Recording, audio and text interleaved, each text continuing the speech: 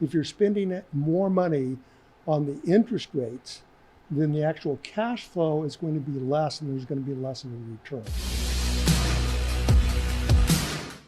I'm curious, what are you seeing that's different or the same, and what's the best way, the best secret to getting deals done in a commercial lending world that we're in right now?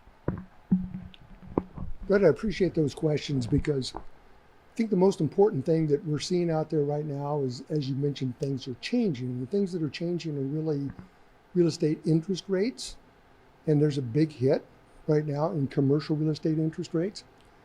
And it's really affecting the cap rate. And for those who may not be comfortable with that term, but it's really the return on the investment.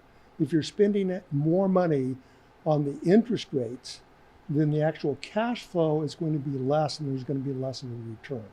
So the cap rates are changing slightly. They have not changed as much really in the multifamily industry as they have in many others.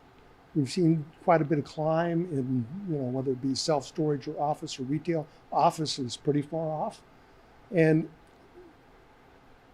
what I'm hoping and what we are seeing is that hopefully this pressure to change as far as pricing is concerned is going to slow here in the near future. What is the near future? Is that 3 months, 6 months, 9 months, a couple of years? It could be as short as less than 6 months, maybe even 3 months, that we're going to see that pressure come off a little bit.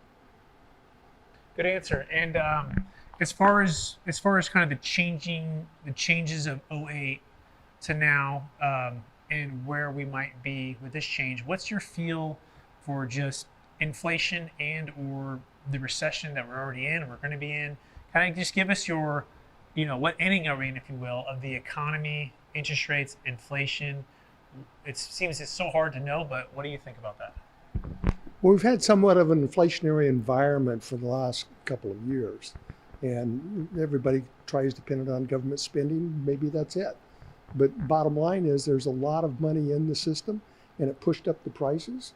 And Jerome Powell, who, frankly, I listen to his speeches whenever I get the chance, has really tried to hold that back.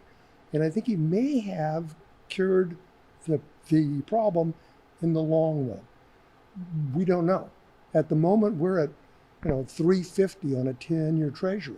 It wasn't, but just a couple of months ago, we were at 429. That's almost 80 basis points. So we're down 80 basis points already.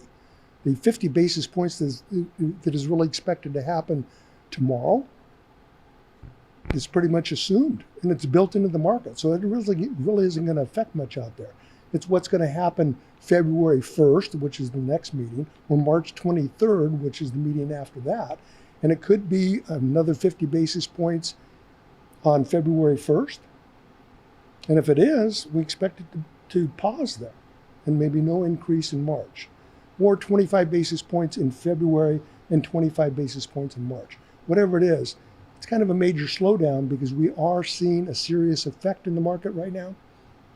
CPI numbers came in today, and the year over the year, everybody's going, well, it's great. It's 7.1 versus 7.3. But the real numbers to look at is what is the month over month. The change was 0.1%. Annualized, that's a 1.2% inflation rate.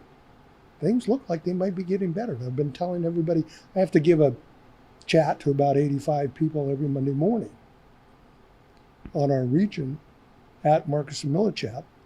And I've been trying to point out to them that this may be a relatively short event, which means from the start to the finish, 9 months, and we're halfway into it now.